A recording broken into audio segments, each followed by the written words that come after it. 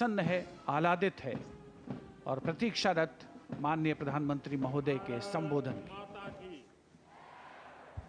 भारत माता की, भारत माता की। मेरे प्यारे देशवासियों, मेरे परिवारजन, आज वो शुभ घड़ी है जब हम देश के लिए मर मिटने वाले, देश की आजादी के लिए अपना जीवन समर्पित करने वाले, आजीवन संघर्ष करने वाले, फांसी के तख्त पर चढ़कर के भारत मां की जय के नारे लगाने वाले अनगिनत आजादी के दीवानों को नमन करने का ये पर्व है, उनका पुण्य स्मरण करने का पर्व है।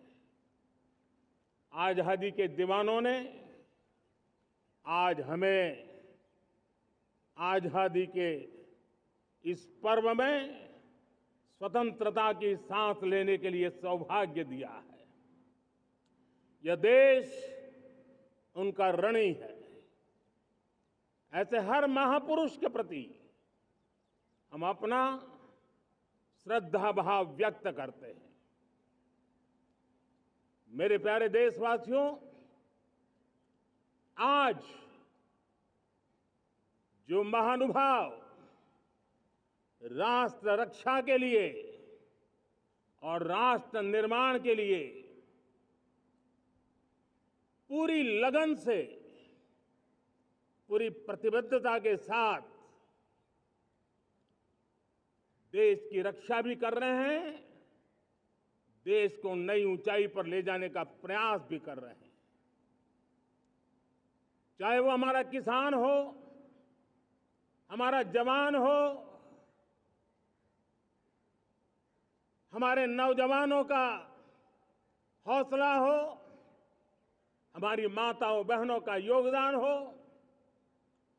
दलित हो, पीड़ित हो, शोषित हो, वंचित हो, अभावों के बीच भी स्वतंत्रता के प्रति उसकी निष्ठा, लोकतंत्र के प्रति उसकी श्रद्धा, ये पूरे विश्व के लिए एक प्रेरक घटना है। मैं आज ऐसे सभी को आदरपूर्वक नमन करता हूं। प्यारे देशवासियों, इस वर्ष और पिछले कुछ वर्षों से प्राकृतिक आपदा के कारण हम सबकी चिंता बढ़ती चली जा रही है। प्राकृतिक आपदा में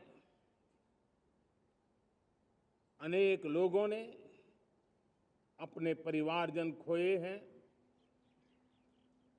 संपत्ति खोई है, राष्ट्र ने भी पारावार नुकसान भोगा है।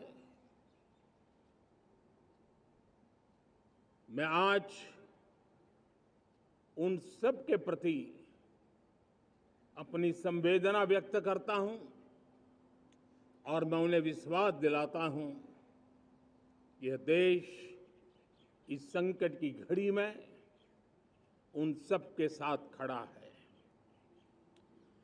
मेरे प्यारे देशवासियों, हम जरा आजादी के पहले के वो दिन याद करें। सैकड़ों साल की गुलामी, हर कालखंड संघर्ष का रहा। युवा हो, बुजुर्ग हो, किसान हो, महिला हो, आदिवासी हो, उन्होंने गुलामी के खिलाफ जंग लड़ते रहे, अविरत जंग लड़ते रहे। इतिहास गवाह है कि 1857 के स्वतंत्रता संग्राम जिसको हम याद करते हैं, उसके पूर्व भी हमारे देश के कई आदिवासी क्षेत्र थे जहां आजादी का जंग लड़ा जाता था। साथियों, गुलामी का इतना लंबा कालखंड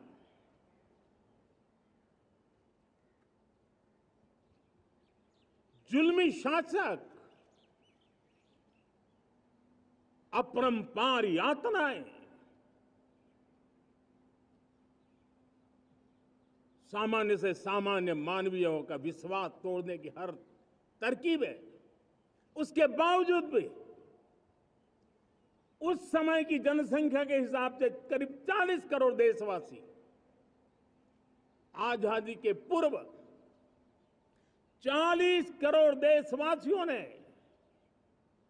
वो जज्बा दिखाया, वो सामर्थ्य दिखाया, वो एक सपना लेकर के चले, एक संकल्प लेकर के चलते रहे, जूझते रहे। एक ही स्वर था, वंदे मातरम। एक ही सपना था, भारत की आजादी का। 40 करोड़ देशवासियों ने, और हमें गर्व है कि हमारी रगों में उन्हीं का खून है। वो हमारे पूर्वज थे।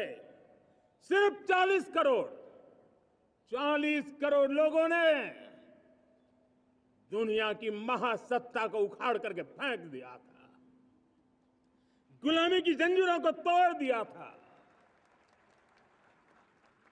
अगर हमारे पूर्वज, जिनका खून हमारी रगों में है, आज हम तो 140 करोड़ है। अगर 40 करोड़ गुलामी की बेड़ियों को तोड़ सकते हैं,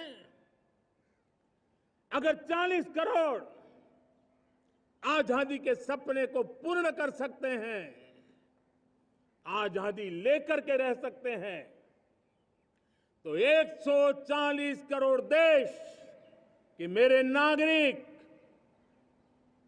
140 करोड़ मेरे परिवारजन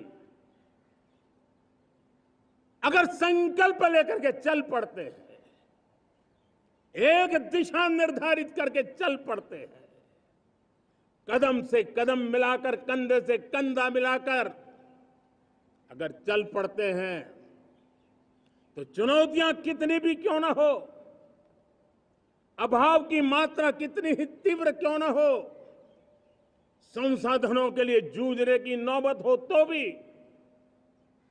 हर चुनौती को पार करते हुए हम समृद्ध भारत बना सकते हैं।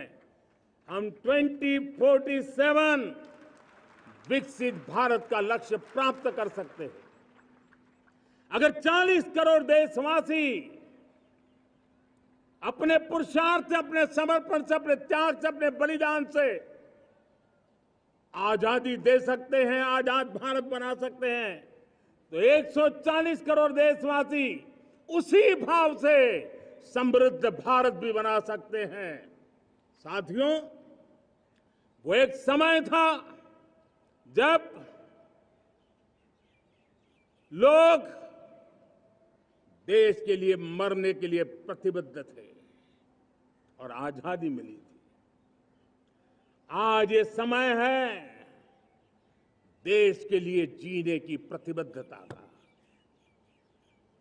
अगर देश के लिए मरने की प्रतिबद्धता आजादी दिला सकती है, तो देश के लिए जीने की प्रतिबद्धता समृद्ध भारत भी बना सकती है।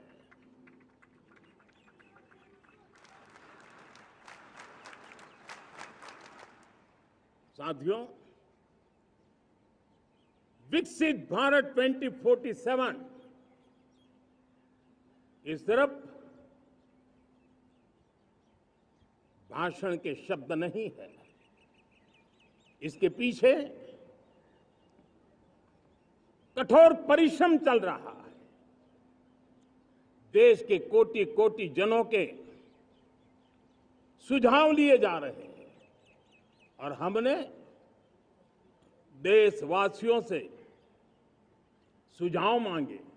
और मुझे प्रसन्नता है कि मेरे देश के करोड़ों नागरिकों ने विकसित भारत 2047 के लिए अनगिनत सुझाव दिए हैं। हर देशवासी का सपना उसमें प्रतिबिंबित हो रहा है। हर देशवासी का संकल्प उसमें झलकता है। युवा हो, बुजुर्ग हो, गांव के लोग हो, शहर के लोग हो, किसान हो, कामदार हो, दलित हो, आदिवासी हो, पहाड़ों में रहने वाले लोग, शहरों में रहने वाले लोग हैं।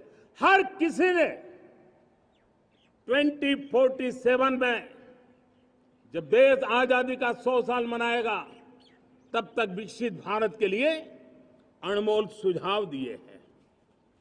और मैं जब इन सुझावों को देखता था मेरा मन प्रसन्न हो रहा था। उन्होंने क्या लिखा? कुछ लोगों ने कहा कि दुनिया का स्किल कैपिटल बनाने का सुझाव हमारे सामने रखा। 2047 विकसित भारत के लिए कुछ लोगों ने भारत को मैन्युफैक्चरिंग का ग्लोबल हब बनाने का सुझाव दिया। कुछ लोगों ने भारत की हमारी यूनिवर्सिटीज ग्लोबल बने इसके लिए सुझाव दिया।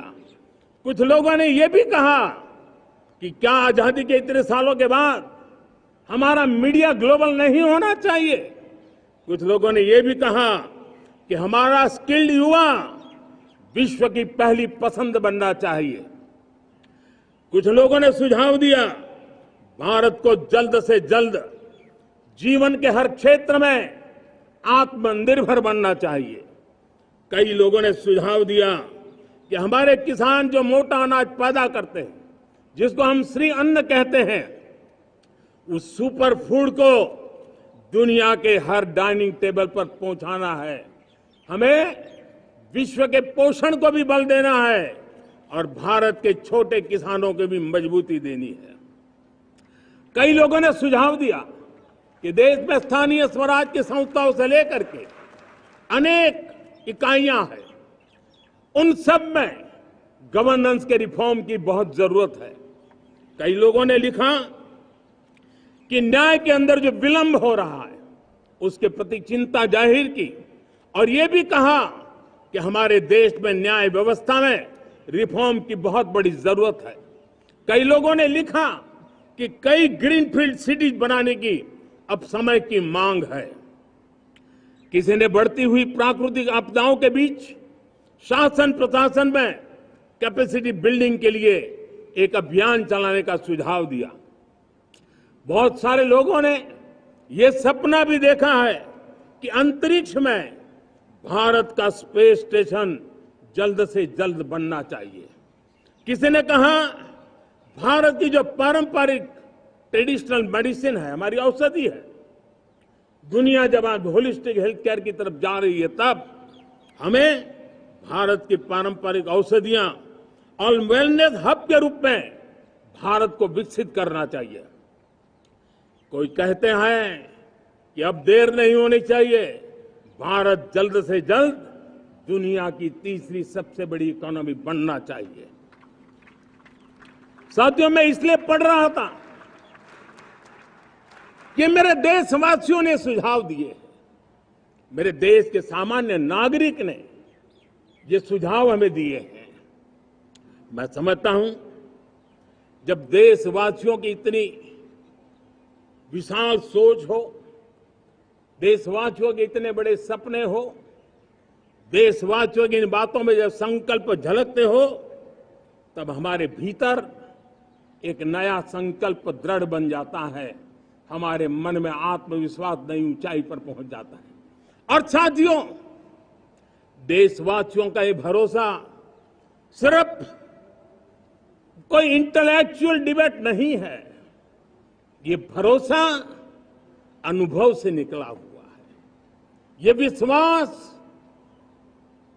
लंबे कालखंड के परिश्रम की पैदावार है और इसलिए देश का सामान्य मानव याद करता है जब लाल किले से कहा जाता है कि हिंदुस्तान के 18,000 गांवों में समय सीमा में बिजली पहुंचाएंगे और वो काम हो जाता है, तब भरोसा मजबूत हो जाता है। जब ये तय होता है कि आजादी के इतने सालों के बाद भी 2.5 करोड़ परिवार ऐसे हैं जहां बिजली नहीं है, वो अंधेरे में जिंदगी गुजारते हैं। 2.5 करोड़ घरों में बिजली पहुंच जाती है, तब सामान्य मानवीय का भरोसा बढ़ जाता है। जब बारीकी से स्वच्छ भारत की बात कही जाए, तब इस देश के अग्रिम पंक्ति में बैठे हुए लोग हो, गांव के लोग हो, गरीब बस्ती में रहने वाले लोग हो, छोटे छोटे बच्चे हो, हर परिवार के अंदर स्वच्छता का वातावरण बन जाए, स्वच्छता की चर्चा हो, स्वच्छता के संदर्भ में एक दूसरे को रोक टोकने का निरंतर प्रयास चलता रहे। मैं समझता हूं कि ये भारत के अंदर आई हुई नई चेतना का प्रतिबिंब है।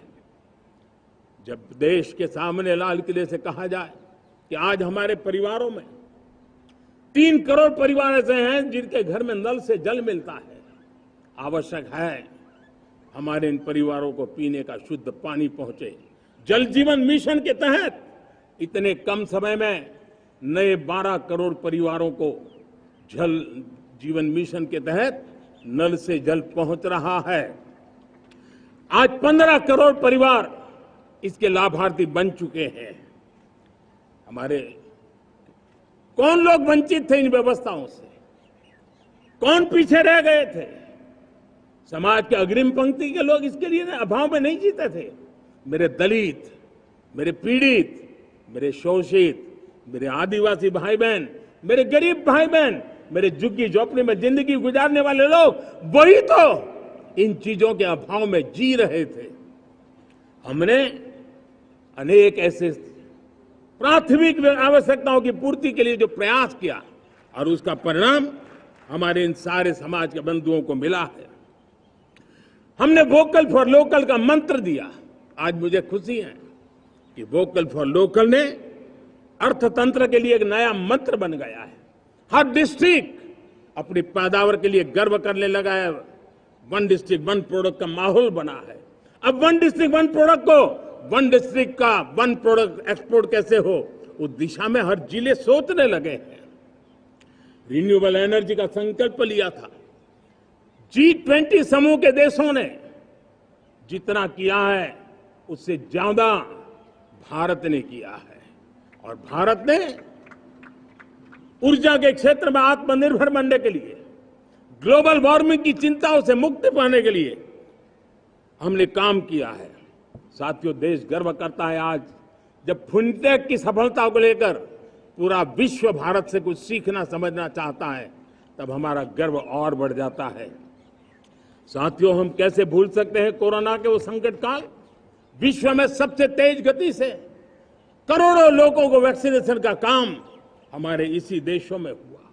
यही देश हैं जो कभी आतताई आतंकवादी हमें आकर के मार के चले जाते थे। जब देश की सेना सर्जिकल स्ट्राइक करती है, जब देश की सेना एयर स्ट्राइक करती है, तो देश के नौजवानों का सीना ऊंचा हो जाता है, तन जाता है, गर्व से भर जाता है। और यही बातें हैं जो आज 140 करोड़ देशवासियों का मन गर्व से भरा हुआ है, आत्मविश्वास से भरा हुआ है। साथियों, इन सारी बातों के लिए एक सुविचारित प्रयास हुआ है। रिफॉर्म की परंपरा को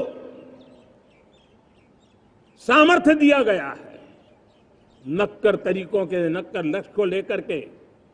और जब राजनीतिक नेतृत्व की संकल्प शक्ति हो, दृढ़ विश्वास हो, जब सरकारी मशीनरी उसको लागू करने के लिए समर्पण भाव से जुट जाती है, और जब देश के हर नागरिक उस सपने को पूरा करने के लिए, जन भागीदारी करने के लिए, जन आंदोलन बनाने के लिए आगे आता है, तब हमें निश्चित परिणाम मिलता ही रहता है।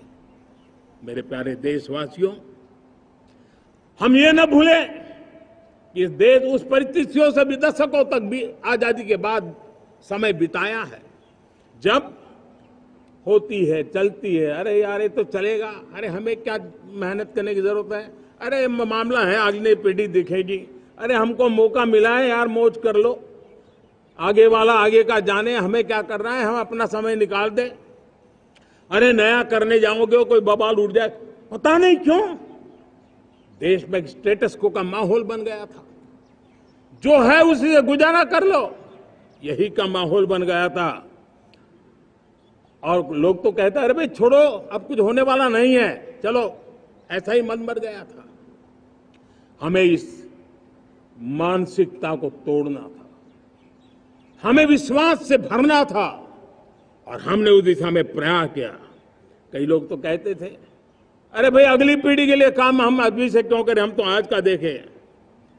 लेकिन देश का सामान्य नागरिक ये नहीं चाहता था। वो बदलाव के इंतजार में था, वो बदलाव चाहता था, उसकी ललक थी, लेकिन उसके सपनों को किसी ने तवज्जो नहीं दी, उसकी आशा आकांक्षाओं को अपेक्षाओं को तवज्जो नहीं दी गई, और उसके कारण वो मुसीबतों को झेलते हुए गुजारा करता रहा, वो रिफॉर्म्स का इंतजार करता रहा। हमें जिम्मेदारी दी गई और हमने बड़े रिफॉर्म्स जमीन पर उतारे।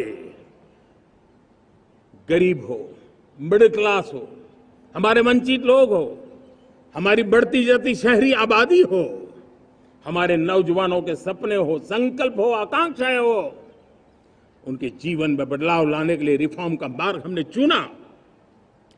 और मैं देशवासियों को विश्वास दिलाना चाहता हूं, रिफॉर्म के प्रति हमारी जो प्रतिबद्धता है वो पिंक पेपर के एडिटोरियल के लिए सीमित नहीं है। हमारे रिफॉर्म्स की ये प्रतिबद्धता है वो 4 दिन की वाहवाही के लिए नहीं है। हमारी रिफॉर्म्स की प्रक्रिया किसी मजबूरी में नहीं है, देश को मजबूती देने के इरादे से है।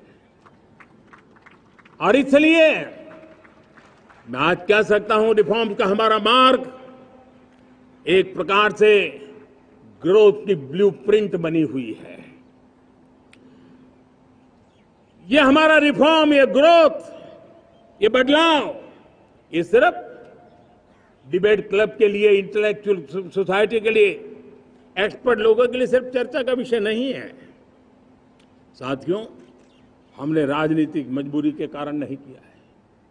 हम जो कुछ भी कर रहे हैं वो राजनीति का भागा गुणा करके नहीं सोचते हैं। हमारा एक ही संकल्प होता है, नेशन फर्स्ट, नेशन फर्स्ट, राष्ट्रहित सुप्रीम, ये मेरा भारत महान बने, इसी संकल्प को लेकर के हम कदम उठाते हैं। साथियों, जब रिफॉर्म की बात आती है, एक लंबा परिवेश है। अगर मैं उसकी चर्चा में चला जाऊंगा तो शायद घंटों निकल जाएंगे, लेकिन मैं एक छोटा सा उदाहरण देना चाहता हूं। बैंकिंग क्षेत्र में जो रिफॉर्म हुआ, आप सोचिए बैंकिंग क्षेत्र का क्या हाल था। न विकास होता था, न विस्तार होता था, न विश्वास बढ़ता था। इतना ही नहीं, जिस प्रकार की कारनामे चले उसके कारण हमारे बैंक संकटों से गुजर रहे थे। हमने बैंकिंग सेक्टर को मजबूत बनाने के लिए अनेकविध रिफॉर्म्स किए, और आज उसका कारण हमारी बैंक विश्व में जो इन्हीं गुने मजबूत बैंक के हैं उसमें भारतीय बैंकों ने अपना स्थान बनाया है। और जब बैंक मजबूत होती है ना, तब फॉर्मल इकोनॉमी की ताकत भी बढ़ती है। जब बैंक की व्यवस्था बन जाती है, जब सामान्य खास करके मध्यम वर्ग के परिवार की जो रिक्वायरमेंट होती है उसको पूरा करने की सबसे बड़ी ताकत बैंकिंग सेक्टर में होती है। अगर उसको होम लोन चाहिए, उसको व्हीकल का लोन चाहिए, मेरे किसान को ट्रैक्टर के लिए लोन चाहिए, मेरे नौजवानों को स्टार्टअप के लिए लोन चाहिए, मेरे नौजवानों को कभी पढ़ने के लिए, एजुकेशन के लिए लोन चाहिए, किसी को विदेश जाने के लिए लोन चाहिए, ये सारी बातें उसे संभव होती है। मुझे तो खुशी है कि मेरे पशुपालक भी, मेरे मछली पालन करने वाले भाई बहन भी आज बैंकों से लाभ ले रहे हैं। मुझे खुशी है मेरे रेहड़ी पटरी वाले लाखों भाई बहन आज बैंक से साथ जुड़ करके अपनी नई ऊंचाइयों को प्राप्त कर रहे हैं और विकास की दिशा में वो भागीदार बन रहे हैं। हमारे एमएसएमईज, हमारे लघु उद्योग के लिए तो बैंक एक सबसे बड़ी सहायक होती है। उसको रोजमर्रा पैसों की जरूरत होती है अपने नित्य मर्जी पर प्रगति के लिए, और उस काम को हमारी मजबूत बैंकों के कारण संभव हुआ है। साथियों, दुर्भाग्य से हमारे देश में आजादी तो मिली, लेकिन लोगों को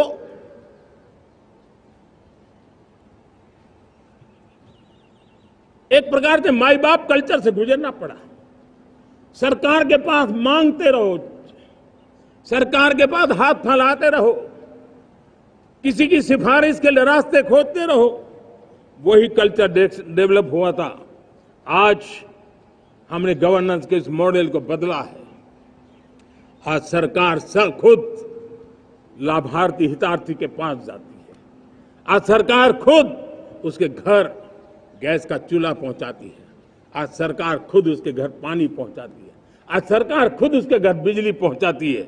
आज सरकार खुद उसको आर्थिक मदद दे करके विकास के नए आयामों को सर करने के लिए प्रेरित करती है, प्रोत्साहित करती है। आज सरकार खुद नौजवान के स्किल डेवलपमेंट के लिए अनेकविध कदम उठा रही है। साथियों, बड़े रिफॉर्म्स के लिए हमारी सरकार बहुत ही प्रतिबद्ध है और हम इसी के द्वारा देश में प्रगति की राह को चुनना चाहते हैं। साथियों, देश में नई व्यवस्थाएं बन रही है। देश को आगे ले जाने के लिए अनेक वित्त नीतियों को, अनेक वित्त पॉलिसीज को निरंतर बनाया जाए और नए सिस्टम पर देश का भरोसा भी बढ़ता रहता है, निरंतर बढ़ता रहता है। आज जो 20-25 साल का नौजवान है, जो 10 साल पहले जब 12-15 साल की उम्र का नौजवान था, उसने अपनी आंखों के सामने ये बदलाव देखा है। 10 साल के भीतर भीतर उसके सपनों को आकार मिला है, धार मिली है और उसके आत्मविश्वास में एक नई चेतना जगी है और वही देश का एक नया सामर्थ्य के रूप में उभरना है। आज विश्व भर में भारत की साख बढ़ी है, भारत के प्रति देखने का नजरिया बदला है। आज विश्व में युवाओं के लिए संभावनाओं के द्वार खुले हैं। रोजगार के अनगिनत नए अवसर जो शायद आजादी के इतने सालों के बाद भी नहीं आए थे, वो आज उनके दरवाजे पर दस्तक दे रहे हैं। संभावनाएं बढ़ती गई हैं, नए मौके बन रहे हैं। मेरे देश के युवाओं को अब धीरे धीरे चलने का इरादा नहीं है। मेरा देश का नौजवान इंक्रीमेंटल प्रगति में विश्वास नहीं करता। मेरा देश का नौजवान छलांग मारने के मूड में है। वो छलांग मार के नई सिद्धियों को प्राप्त करने के मूड में है। मैं कहना चाहूंगा, भारत के लिए गोल्डन एरा है। वैश्विक परिस्थितियों की तुलना में भी देखें, ये गोल्डन एरा है। ये हमारा स्वर्णिम कालखंड है। मेरे प्यारे देशवासियों, ये अवसर हमें जाने नहीं देना है। ये मौका हमें जाने नहीं देना चाहिए और इसी मौके को पकड़ करके अपने सपने और संकल्पों को लेकर के चल पड़ेंगे तो हम देश की स्वर्णिम भारत की जो अपेक्षा और हमें विकसित भारत का 2047 का लक्ष्य हम पूरा करके रहेंगे। हम सदियों की बेड़ियों को तोड़ करके निकले हैं। आज टूरिज्म का क्षेत्र हो, एमएसएमई का क्षेत्र हो, एजुकेशन हो, हेल्थ सेक्टर हो, ट्रांसपोर्ट सेक्टर हो, खेती और किसानी का सेक्टर हो, हर सेक्टर में एक नया आधुनिक सिस्टम बन रहा है। हम विश्व की बेस्ट प्रैक्टिसेस को भी आगे रखते हुए हम हमारे देश की परिस्थितियों के अनुसार आगे बढ़ना चाहते हैं। हर सेक्टर में आधुनिकता की जरूरत है, नएपन की जरूरत है, टेक्नोलॉजी को जोड़ने की जरूरत है और हर सेक्टर में हमारी नई नीतियों के कारण इन सारे क्षेत्रों में एक नया सपोर्ट मिल रहा है, नई ताकत मिल रही है। हमारे सारे अवरोध हटे, हमारी बंदी से दूर हो, हम पूरे सामर्थ्य के साथ चल पड़े, खिल उठे, सपनों को पा करके रहे, सिद्धि को हम अपने निकट देखें, हम आत्मसात करें, उस दिशा में हम चलना है। अब आप देखिए कितना बड़ा बदलाव हो रहा है। मैं एकदम जमीनी स्तर की बात करूं, विमेन सेल्फ हेल्प ग्रुप, आज 10 साल में हमारे 10 करोड़ बहनें विमेन सेल्फ हेल्प ग्रुप में जुड़ी हैं। 10 करोड़ नई बहनें। हमें गर्व हो रहा है कि हमारे सामान्य परिवार की, गांव की 10 करोड़ महिलाएं आर्थिक रूप से आत्मनिर्भर बन रही हैं। और जब महिला आर्थिक रूप से आत्मनिर्भर बनती हैं, तब परिवार की निर्णय प्रक्रिया की हिस्सेदार बनती हैं, एक बहुत बड़ी सामाजिक परिवर्तन की गारंटी लेकर के आती है। मुझे गर्व है इस बात पर, लेकिन साथ साथ मुझे गर्व इस बात का भी है कि हमारे सीईओ आज दुनिया भर के अंदर अपनी धाक जमा रहे हैं।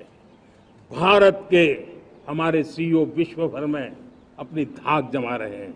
हमारे लिए खुशी की बात है कि एक तरफ मेरे सीईओ दुनिया भर में नाम कमा रहे हैं, भारत का नाम बढ़ा रहे हैं, तो दूसरी तरफ विमेन सेल्फ हेल्प ग्रुप से 1 करोड़ मेरी सामान्य परिवार की माताएं बहनें लखपति दीदी बनती है। मेरे लिए ये भी उतना ही गर्व की बात है। अब हमने सेल्फ हेल्प ग्रुप को 10 लाख रुपए से 20 लाख रुपए देने का निर्णय किया है। अब तक 9 लाख करोड़ रुपए बैंकों के माध्यम से हमारे इन विमेन सेल्फ हेल्प ग्रुप को मिले हैं, और जिसकी मदद से वो अपने अनेकविध कामों को बढ़ावा रहे हैं। मेरे साथियों, मेरे नौजवान इस तरफ ध्यान दें। स्पेस सेक्टर एक फ्यूचर है हमारे साथ जुड़ा हुआ, एक महत्वपूर्ण पहलू है। हम उस पर भी बल दे रहे हैं। हमने स्पेस सेक्टर में बहुत रिफॉर्म किए हैं। जिन बंधनों में हमने स्पेस सेक्टर को बांध के रखा था, उसे हमने खोल दिया है। आज सैकड़ों स्टार्टअप्स स्पेस के सेक्टर में आ रहे हैं। वाइब्रेंट बनता जाता हमारा स्पेस सेक्टर भारत को एक शक्तिशाली राष्ट्र बनाने का एक महत्वपूर्ण अंग है, और हम इसको दूर की सोच के साथ मजबूती दे रहे हैं। आज private satellite, private rocket launch हो रहे हैं। ये गर्व की बात है। आज मैं कह सकता हूं, जब नीति सही होती है, नियत सही होती है और पूर्ण समर्पण से राष्ट्र का कल्याण यही मंत्र होता है, तो निश्चित परिणाम हम प्राप्त करके रहते हैं। मेरे प्यारे देशवासियों, आज देश में नए अवसर बने, तब मैं कह सकता हूं 2 चीजें और हुई जिसने विकास को एक गति दी है, विकास को एक नई छलांग दी है। और ये है, पहला है आधुनिक इंफ्रास्ट्रक्चर का निर्माण। हमने इंफ्रास्ट्रक्चर को आधुनिक बनाने की दिशा में बहुत बड़े कदम उठाए हैं। और दूसरी तरफ सामान्य मानवीय के जीवन में जो बाधाएं हैं, ईज ऑफ लिविंग का हमारा जो सपना है, उस पर भी हमने उतना ही बल दिया है। पिछले 1 दशक में अभूतपूर्व इंफ्रास्ट्रक्चर का विकास हुआ है। रेल हो, रोड हो, एयरपोर्ट हो, पोर्ट हो, ब्रॉडबैंड कनेक्टिविटी हो,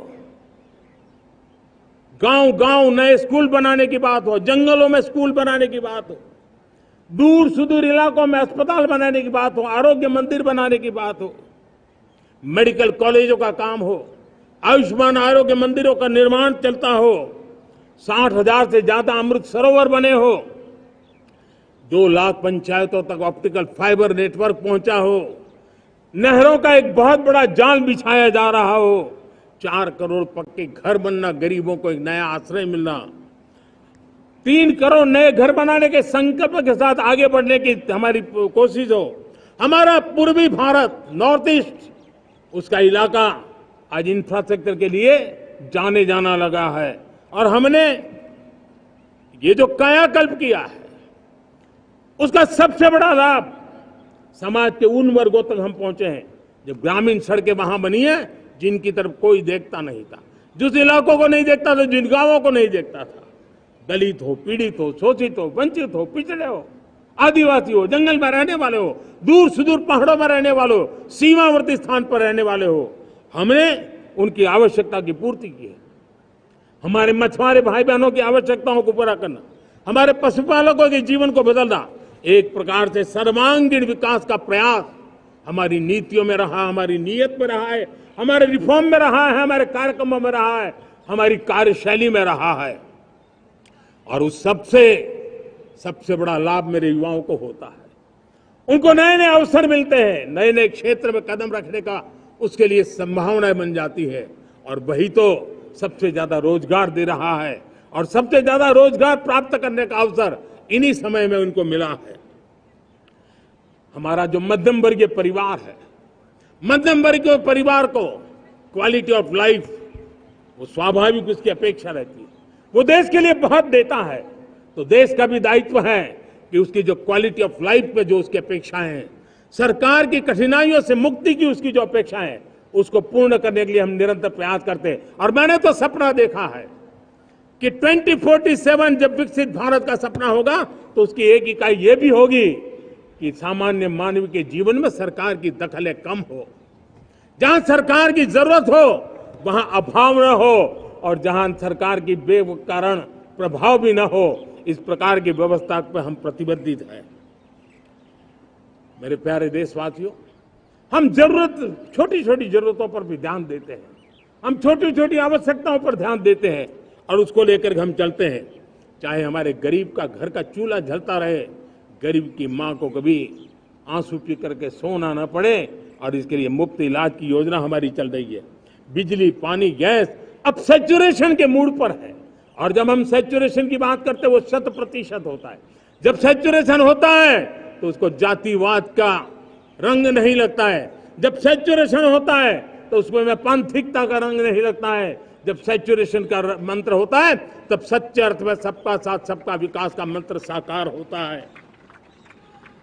लोगों के जीवन में सरकार की दखल कम हो, उस दिशा में हमने हजारों कंप्लायंसेस के लिए सरकार सामान्य मानवी पर बोझ डालती थी, उन सारे कंप्लायंसेस को दूर किया।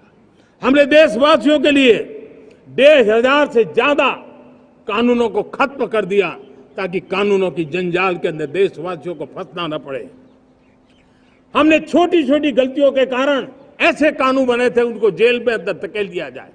हमने उन छोटे छोटे कारणों से जेल जाने के जो परंपराएं थी, उन सारे कानूनों को नष्ट कर दिया, और उसको कानूनों को जेल भेजने के प्रावधान को व्यवस्था से बाहर कर दिया है। आज हमने जो आजादी की विरासत के गर्व की बात हम जो करते हैं, सदियों से हमारे पास जो क्रिमिनल लॉ थे, आज हमने उसको नए क्रिमिनल लॉ, जिसको हमने न्याय संहिता के रूप में, और जिसके मूल में दंड नहीं पर नागरिक को न्याय, इस भाव को हमने प्रबल बनाया है। ईज ऑफ लिविंग बनाने के लिए देशव्यापी मिशन में काम करें। हर लेवल पर मैं सरकार के प्रतिनिधियों का आह्वान करता हूं। मैं जनप्रतिनिधि, वो किसी भी दल के क्यों न हो, किसी भी राज्य के क्यों न हो, सबसे आग्रह करता हूं कि हमने एक मिशन मोड में ईज ऑफ लिविंग के लिए कदम उठाने चाहिए। मैं हमारे युवाओं को, प्रोफेशनल्स को, सबको मैं कहना चाहता हूं, आप अपने स्थान पर जहां पर आपको छोटी छोटी दिक्कतें होती है, आप उसके सॉल्यूशन को लेकर के सरकार को चिट्ठी लिखते रहिए। सरकार को बताइए कि बिना कारण की कठिनाइयां है, उसको दूर करने से कोई नुकसान नहीं है। मैं पक्का मानता हूं आज सरकारें संवेदनशील है। हर सरकार, स्थानीय स्वराज्य की संस्था होगी या राज्य सरकार होगी या केंद्र सरकार होगी, उसको तवज्जो देगी। गवर्नेंस में रिफॉर्म्स, ये हमें विकसित भारत 2047 के सपने के लिए हमने उसको जोर लगा करके आगे बढ़ाना होगा, ताकि सामान्य मानवी के जीवन में अवकाश ही अवकाश पैदा हो, रुकावटें खत्म होती चली जाए। नागरिकों का डिग्निटी ऑफ सिटीजन, नागरिकों के जीवन में सम्मान मिले। डिलीवरी के संबंध में कभी किसी को ये कहने की मोहब्बत ना आया कि ये तो मेरा हक था कि मुझे मिला नहीं, उसको खोजना न पड़े। सरकार के गवर्नेंस में डिलीवरी सिस्टम को और मजबूती चाहिए। आप देखिए देश में जब हम रिफॉर्म की बात करते हैं, आज देश में करीब करीब 3 लाख संस्थाएं काम कर रही है, चाहे पंचायत हो, नगर पंचायत हो, नगर पालिका हो, महानगर पालिका हो, यूटी हो, स्टेट हो, डिस्ट्रिक्ट हो, केंद्र, छोटी मोटी 3 लाख करीब करीब इकाइयां हैं। अगर ये हमारे 3 लाख इकाइयों को मैं आज आह्वान करता हूं कि अगर आप साल में अपने स्तर पर जिन चीजों की जरूरत है सामान्य मानव के लिए 2 रिफॉर्म करें, ज्यादा नहीं कह रहा हूं मेरे साथियों, एक पंचायत हो, एक राज्य सरकार हो, कोई विभाग हो, सिर्फ 1 साल में 2 रिफॉर्म और उसको जमीन पर उतारें। आप देखिए, हम देखते ही देखते 1 साल में करीब करीब 25-30 लाख रिफॉर्म कर सकते हैं। जब 25-30 लाख रिफॉर्म हो जाए तब सामान्य मानवी का विश्वास कितना बढ़ जाएगा, उसकी शक्ति राष्ट्र को नई ऊंचाई पर ले जाने में कितनी काम आएगी। और इसलिए हम अपने स्तर पर होती है चलती से मुक्ति पाकर के बदलावों के लिए आगे आए, हिम्मत के साथ आगे आए। और सामान्य मानवी की जरूरत, छोटी छोटी जरूरत होती है, पंचायत लेवल पर भी वो मुसीबतें झेल रहा है, उन मुसीबतों से हम मुक्ति दिलाएं तो मुझे पक्का विश्वास है कि हम सपनों को पार कर सकते हैं। मेरे प्यारे देशवासियों, आज देश आकांक्षाओं से भरा हुआ है। हमारे देश का नौजवान नई सिद्धियों को चूमना चाहता है, नए नए शिखरों पर वो कदम रखना चाहता है। और इसलिए हमारी कोशिश है हर सेक्टर में कार्य को हम गति दें, तेज गति दें, और उसके द्वारा पहले हम हर सेक्टर में नए अवसर पैदा करें। दूसरा, ये बदलती हुई व्यवस्थाओं के लिए जो सपोर्टिव इंफ्रास्ट्रक्चर चाहिए, उन इंफ्रास्ट्रक्चर पर हम बदलाव के मजबूती देने की दिशा में काम करें। और तीसरी बात है, नागरिकों की मूलभूत सुविधाओं के विषय में हम प्राथमिकता दें, उसको बल दें। इन तीनों भारत में एक एस्पिरेशनल सोसाइटी का निर्माण किया है और उसके परिणाम स्वरूप आज समाज खुद एक विश्वास से भरा हुआ है। हमारे देशवासियों की आकांक्षा है, उनके एस्पिरेशंस, हमारे नौजवानों की ऊर्जा, हमारे देश के सामर्थ्य के साथ जोड़ करके हम आगे बढ़ने की एक ललक लेकर के चल रहे हैं। मुझे विश्वास है रोजगार और स्वरोजगार नए रिकॉर्ड के अवसर पर हम काम किया है। प्रति व्यक्ति आज आय दोगुनी करने में हम सफल हुए हैं। ग्लोबल ग्रोथ में भारत का योगदान बड़ा है। भारत का एक्सपोर्ट लगातार बढ़ रहा है। विदेशी मुद्रा भंडार लगातार बढ़ा हुआ है, पहले से 2 गुना पहुंचा है। ग्लोबल संस्थानों का भारत के प्रति भरोसा बढ़ा है। मुझे विश्वास है भारत की दिशा सही है, भारत की गति तेज है और भारत के सपनों में सामर्थ्य है। लेकिन इन सबके साथ संवेदनशीलता का हमारा मार्ग हमारे लिए ऊर्जा में एक नई चेतना भरता है।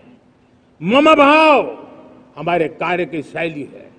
समभाव भी चाहिए, मम भाव भी चाहिए, उसको लेकर के हम चल रहे हैं।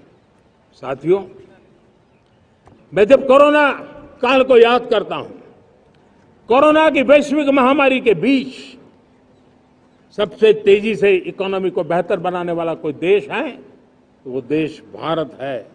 तब लगता है कि हमारी दिशा सही है। जब जात पात मत पंथ ऊपर उठकर हर घर तिरंगा फहराया जाता है, तब लगता है देश की दिशा सही है। आज पूरा देश तिरंगा है, हर घर तिरंगा है। न कोई जात है, न कोई पात है, न कोई ऊंच है, न कोई नीच है, सभी भारतीय है।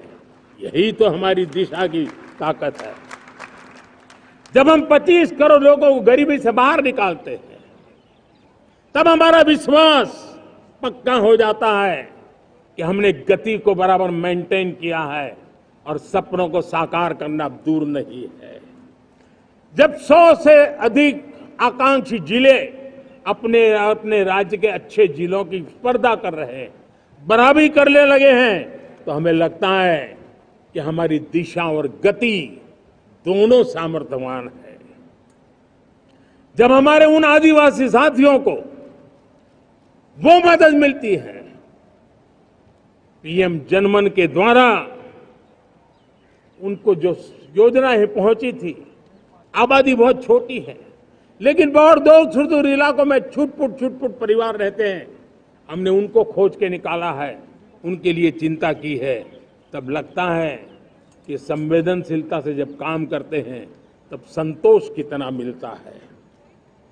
वर्किंग वुमेन के लिए पेड मैटरनिटी लीव 12 हफ्ते से बढ़ा करके 26 हफ्ते कर देते हैं।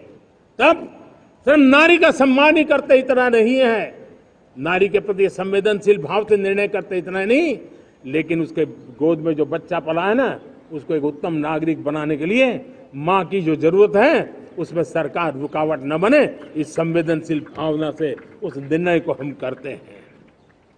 जब मेरे दिव्यांग भाई बहन भारतीय साइन लैंग्वेज की बात हो या तो सुगम्य भारत का अभियान हो, उसको लगता है कि अब मेरी भी डिग्निटी है, मेरे प्रति देश के नागरिक सम्मान के भाव से देखता है। और पैरालंपिक में तो हमारे खिलाड़ी नई नई ताकत दिखाने लगे हैं, तब लगता है कि ये जो मेरा मम भाव है, हम सबका मम भाव है, उसकी ताकत नजर आती है। हमारे ट्रांसजेंडर समाज के प्रति हम जिस संवेदना के साथ निर्णय बना रहे हैं, हम नए नए कानून बना रहे हैं, उनको सम्मान का जीवन देने के लिए हम प्रयास कर रहे हैं, तब बदलाव की हमारी दिशा सही दिखता है। सेवा भाव से किए गए इन कामों का, जो त्रिविध मार्गों से हम चले हुए, इन कामों का एक सीधा सीधा लाभ आज उसके परिणाम के रूप में हमें नजर आ रहा है। 60 साल बाद लगातार तीसरी बार आपने हमें देश सेवा का मौका दिया है। मेरे 140 करोड़ देशवासी, आपने जो आशीर्वाद दिए हैं, उस आशीर्वाद में मेरे लिए एक ही संदेश है, जन जन की सेवा, हर परिवार की सेवा, हर क्षेत्र की सेवा, और सेवा भाव से समाज की शक्ति को साथ लेकर के विकास की नई ऊंचाइयों पर पहुंचना। 2047 विकसित भारत के सपने को लेकर के चलना, उसी एक संदेश को लेकर मैं आज लाल किले की प्राचीर से हमें आशीर्वाद देने के लिए मैं कोटि कोटि देशवासियों का सर झुका करके आभार व्यक्त करता हूं।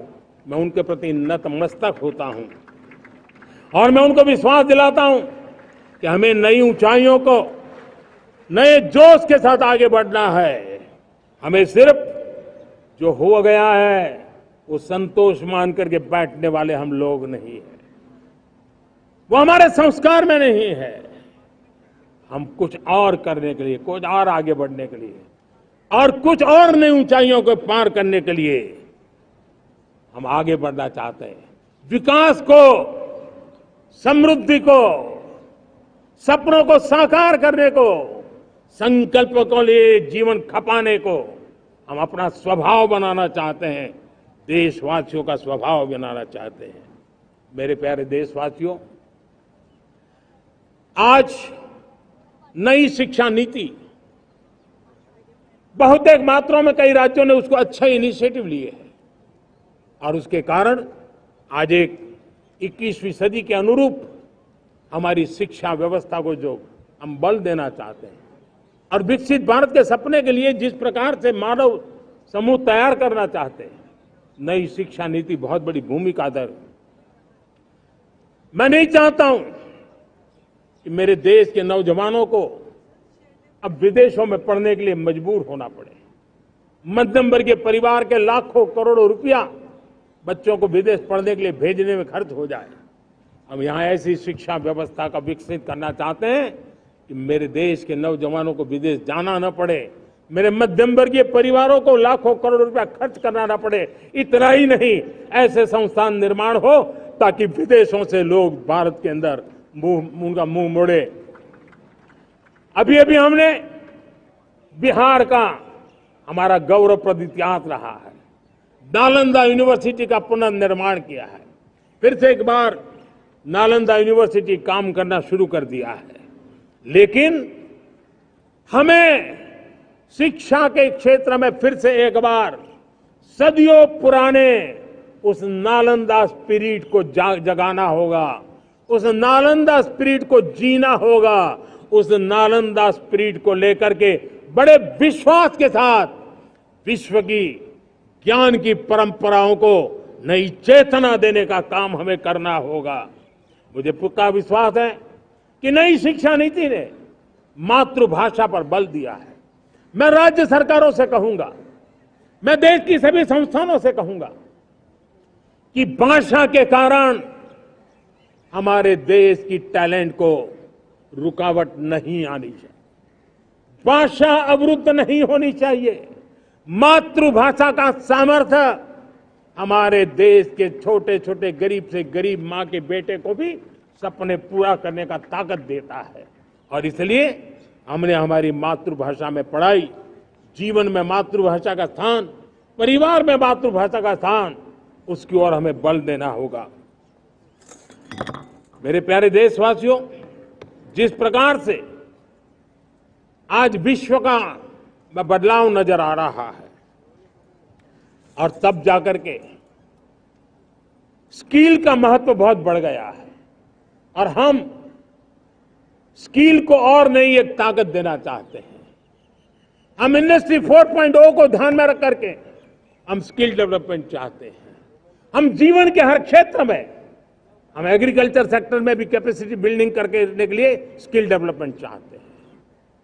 हम तो हमारा सफाई का क्षेत्र हो, उसमें भी एक नए स्किल डेवलपमेंट की ओर बल देना चाहते हैं। और हम स्किल इंडिया प्रोग्राम को बहुत व्यापक रूप से इस बार लेकर के आए हैं। बजट में भी इसका बहुत बड़ा, इस बजट में इंटर्नशिप को भी हमने बल दिया है ताकि हमारे नौजवानों को एक एक्सपीरियंस मिले, उनकी कैपेसिटी बिल्डिंग हो और बाजार में उनका ताकत दिखाई दे। उस प्रकार से मैं स्किल युवाओं को तैयार करना चाहता हूं। और इसलिए कई बार, और दोस्तों, आज विश्व की परिस्थिति को देखते हुए मैं साफ साफ देख रहा हूं कि भारत का स्किल्ड मैन पावर जो है, हमारा स्किलफुल जो नौजवान है, वो ग्लोबल जॉब मार्केट में अपनी दमक बनाए। हम उस सपने को लेकर के आगे चल रहे हैं। साथियों, विश्व जिस तेजी से बदल रहा है, जीवन के हर क्षेत्र में साइंस और टेक्नोलॉजी का महत्व बढ़ता चला जाने वाला है। हमें साइंस को बहुत बढ़ देने की आवश्यकता है। और मैंने देखा, चंद्रयान की सफलता के बाद हमारे स्कूल कॉलेज के अंदर साइंस और टेक्नोलॉजी के प्रति एक नई रुचि का वातावरण बना है, नई दिलचस्पी बढ़ी है। तब हमारे शिक्षा संस्थानों ने ये जो मनोभाव बना है, उसको नर्चर करने के लिए आगे आना होगा। भारत सरकार ने भी रिसर्च के लिए सपोर्ट बढ़ा दिया है। हमने ज्यादा से ज्यादा चेस स्थापित किए हैं। हमने नेशनल रिसर्च फाउंडेशन बना करके हमने उसको एक कानूनी परिवेश में ला करके स्थायी रूप से एक व्यवस्था विकसित की है ताकि रिसर्च को लेकर के निरंतर बल मिले और ये रिसर्च फाउंडेशन उस काम को करे। मेरे बड़े गर्व की बात है कि बजट में हमने 1 लाख करोड़ रुपया रिसर्च और इनोवेशन के लिए हमने देने का निर्णय किया है ताकि हमारे देश के नौजवान के पास जो आइडियाज है, उस आइडियाज को हम जमीन पर उतार पाए। साथियों, आज भी हमारे देश में मेडिकल एजुकेशन के लिए हमारे बच्चे बाहर जा रहे हैं। वैसा कहा मैंने, बड़े बहुत ज्यादातर मध्यम वर्गीय परिवार के, उनके लाखों करोड़ों रुपए खर्च हो जाते हैं।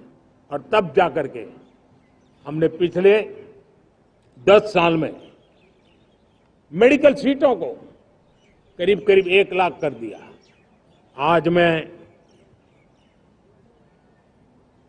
करीब करीब 25,000 युवा हर साल विदेश में मेडिकल एजुकेशन के लिए जाते हैं। और ऐसे ऐसे देश में जाना पड़ रहा है, कभी कभी जो मैं सुनता हूं तो हैरान हो जाता हूं। और इसलिए हमने तय किया है कि अगले 5 साल में मेडिकल लाइन में 75,000 नई सीटें बनाई जाएगी। मेरे प्यारे देशवासियों, विकसित भारत 2047 वो स्वस्थ भारत भी होना चाहिए। और जब स्वस्थ भारत हो तो आज जो बच्चे हैं उनके पोषण पर आज से ही ध्यान देने की जरूरत है। और इसलिए हमने विकसित भारत की जो पहली पीढ़ी है उनकी तरफ विशेष ध्यान दे करके हमने पोषण का एक अभियान चला है। हमने राष्ट्रीय पोषण मिशन शुरू किया है। पोषण को हमने प्राथमिकता दी है। मेरे प्यारे देशवासियों, हमारी कृषि व्यवस्था को ट्रांसफॉर्म करना बहुत जरूरी है, समय की मांग है। हम सदियों से जिस परंपरा में दबे हुए हैं, जकड़े हुए हैं, उससे मुक्ति पानी होगी। और हमारे किसानों को उसके लिए हम मदद भी दे रहे हैं। हम उसको ट्रांसफॉर्म करने की दिशा में लगातार काम करते आए हैं। आज आसान ऋण दे रहे हैं किसानों को, टेक्नोलॉजी की मदद दे रहे हैं। किसान जो पैदावार करता है उसको वैल्यू एडिशन के लिए हम काम कर रहे हैं। उसके लिए मार्केटिंग के लिए पूरा प्रबंध करते हैं ताकि उसको एंड टू एंड हर जगह पे हैंड होल्डिंग की व्यवस्था हो। उस दिशा में हम काम कर रहे हैं। आज जब धरती माता के प्रति सारा विश्व चिंतित है, जिस प्रकार से उर्वरक के कारण हमारी धरती माता की शहद दिनों दिन बिगड़ता जा रही है, हमारी धरती माता की उत्पादकता क्षमता खत्म होती चली जा रही है, कम होती चली जा रही है। और उस समय मैं मेरे देश के लाखों किसानों का आभार व्यक्त करना चाहता हूं जिन्होंने प्राकृतिक खेती का रास्ता चुना है और हमारी धरती माता की सेवा करने का भी उन्होंने बीड़ा उठाया है। और इस बार बजट में भी हमने प्राकृतिक खेती को बल देने के लिए बहुत बड़ी योजनाओं के साथ बहुत बड़ा बजट में प्रावधान किया है। मेरे प्यारे देशवासियों, आज दुनिया की स्थिति में देखता हूं, पूरा विश्व होलिस्टिक हेल्थ केयर की तरफ मुड़ रहा है। और तब उनको ऑर्गेनिक फूड ये उनकी प्रथम पसंद बनी है। आज विश्व के लिए ऑर्गेनिक फूड का अगर कोई फूड बास्केट बन सकता है तो मेरे देश का किसान बना सकता है, मेरा देश बन सकता है। और इसलिए हम आने वाले दिनों में उस सपने को लेकर के आगे चलना चाहते हैं ताकि ऑर्गेनिक फूड की जो विश्व की मांग है, उस ऑर्गेनिक फूड का बास्केट हमारा देश कैसे बने, किसानों का जीवन आसान बने, गांव में टॉप क्लास इंटरनेट कनेक्टिविटी मिले, किसानों को स्वास्थ्य सुविधाएं मिले, किसान के बच्चों को पढ़ने के लिए स्मार्ट स्कूल अवेलेबल हो, किसान के बच्चों को रोजगार उपलब्ध हो। छोटी छोटे खेती के टुकड़ों पर पूरा परिवार आज जीना बड़ा मुश्किल हो रहा है, तब उनके नौजवानों के लिए वो स्किल मिले ताकि उनके नए रोजगार मिले, नए आय के साधन बने। इसका एक कॉम्प्रिहेंसिव प्रयास हम कर रहे हैं। बीते वर्षों में वुमेन लेड डेवलपमेंट मॉडल पर हमने काम किया है। इनोवेशन हो, एम्प्लॉयमेंट हो, एंटरप्रेन्योरशिप हो, हर सेक्टर में महिलाओं के कदम बढ़ते जा रहे हैं। महिलाएं सिर्फ भागीदारी बढ़ा रही है ऐसा नहीं, महिलाएं नेतृत्व दे रही है। आज अनेक क्षेत्रों में, आज हमारे रक्षा क्षेत्र में देखिए, हमारा एयरफोर्स हो, हमारी आर्मी हो, हमारी नेवी हो, हमारा स्पेस सेक्टर हो, आज हमारी महिलाओं का हम दमखम देख रहे हैं देश के लिए। लेकिन दूसरी तरफ कुछ चिंता की बातें भी आती हैं। और मैं आज लाल किले से फिर बार एक अपनी पीड़ा व्यक्त करना चाहता हूं। एक समाज के नाते हमें गंभीरता से सोचना होगा कि हमारी माताओं, बहनों, बेटियों के प्रति जो अत्याचार हो रहे हैं, उसके प्रति देश का आक्रोश है, जन सामान्य का आक्रोश है। इस आक्रोश को मैं महसूस कर रहा हूं। इसको देश को, समाज को, हमारी राज्य सरकारों को गंभीरता से लेना होगा। महिलाओं के विरुद्ध अपराधों की जल्द से जल्द जांच हो, राक्षसी कृत्य करने वालों को जल्द से जल्द कड़ी सजा हो, वो समाज में विश्वास पैदा करने के लिए जरूरी है। मैं ये भी बताना चाहूंगा कि जब बलात्कार की या महिलाओं पर अत्याचार की घटनाएं घटती हैं तो उसकी बहुत चर्चा होती है, बहुत प्रचार होता है, मीडिया में छाया रहता है। लेकिन जब ऐसे राक्षसी मनोवृत्ति व्यक्ति को सजा होती है तो वो खबरों में कहीं नजर नहीं आती है, कोने में कहीं पड़ा रहता है। अब समय की मांग है कि जिनको सजा होती है उसकी व्यापक चर्चा हो, ताकि ऐसा पाप करने वालों को भी डर पैदा हो कि ये पाप करने की हालत ये होती है कि फांसी पर लटकना पड़ता है। और मुझे लगता है कि ये डर पैदा करना बहुत जरूरी है। मेरे प्यारे देशवासियों, हमारे देश में ऐसी एक आदत बन गई थी स्वभाव से, हम देश को कम आंकना, देश के प्रति गौरव के भाव का अभाव होना, ये पता नहीं क्यों हमारे जहन में घुस गया था। और हम तो कभी कभी तो लेट आए तो कहते थे इंडियन आए, शर्म के साथ हम बोल देते थे। देश को इन चीजों से हमने बाहर लाने में सफलता पाई है। किसी जमाने में कहा जाता था अरे खिलौने भी बाहर से आते थे, वो दिन देखे हमने। आज मैं गर्व से कह सकता हूं कि मेरे देश के खिलौने दुनिया के बाजार में अपनी धमक लेकर के पहुंच रहे हैं। खिलौने हमारे एक्सपोर्ट होने शुरू हुए। तो एक जमाना था हम मोबाइल फोन इंपोर्ट करते थे। आज मोबाइल फोन का मैन्युफैक्चरिंग का इकोसिस्टम बना है, एक बहुत बड़ा हब बना है। और आज हम मोबाइल फोन दुनिया में एक्सपोर्ट करने लगे हैं। ये भारत की ताकत है। साथियों, भविष्य के साथ सेमीकंडक्टर जुड़ा हुआ है, आधुनिक टेक्नोलॉजी जुड़ी है, एआई जुड़ा हुआ है। हमने सेमीकंडक्टर मिशन पर काम शुरू किया है। हर उपकरण में मेड इन इंडिया चिप क्यों न हो, क्यों ये सपना मेरे देश का नौजवान देखे। टैलेंट यहां है, सारे इस प्रकार के रिसर्च काम हिंदुस्तान में होते हैं। तो अब प्रोडक्शन भी हिंदुस्तान में होगा, सेमीकंडक्टर का काम भी हिंदुस्तान में होगा। और हम एंड टू एंड सॉल्यूशन दुनिया को देने की ताकत रखते हैं और हम उसको साथियों, एक जमाना हमने देखा है 2G के लिए हम कैसा संघर्ष करते थे। आज हर उपकरण में हम देख रहे हैं, हम तेजी से आगे बढ़े। और 5G जिस तेजी से पूरे देश में रोल आउट हुआ, हिंदुस्तान के करीब करीब सभी क्षेत्रों में 5G पहुंच गया। वो विश्व में तेज गति से 5G पहुंचाने में हम आगे रहे। और देश साथियों, मैंने कहा हम रुकने वाले नहीं हैं। 5G पे रुक जाना हमें मंजूर नहीं है। हम 6G पर अभी से मिशन मोड में काम कर रहे हैं और विश्व में हम उसमें भी अपनी धमक जमाएंगे, ये मैं विश्वास से कहता हूं। मेरे प्यारे साथियों, डिफेंस सेक्टर हमारी आदत हो गई थी। डिफेंस बजट कितना ही क्यों न हो, लेकिन कभी कोई सोचता नहीं था कि डिफेंस बजट बढ़ा तो जाता कहां है। डिफेंस बजट विदेशों से खरीदी में चला जाता था। अब हम चाहते हैं हम आत्मनिर्भर बने। और मैं हमारी डिफेंस फोर्सेस का हृदय से धन्यवाद करता हूं। उन्होंने हजारों ऐसी चीजें लिस्ट कर दी है। उन्होंने तय किया है कि हम विदेश से नहीं लाएंगे। राष्ट्र के लिए जीना क्या कहते हैं, ये हमारे सेना के जवानों ने दिखाया है। और उसके कारण डिफेंस के सेक्टर में हम आत्मनिर्भर होते चले जा रहे हैं। आज डिफेंस मैन्युफैक्चरिंग में भारत की पहचान बनी है।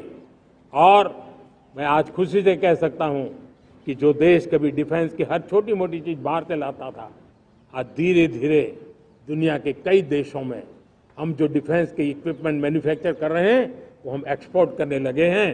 दुनिया में डिफेंस हब, मैन्युफैक्चरिंग हब के रूप में हम धीरे धीरे उभर रहे हैं।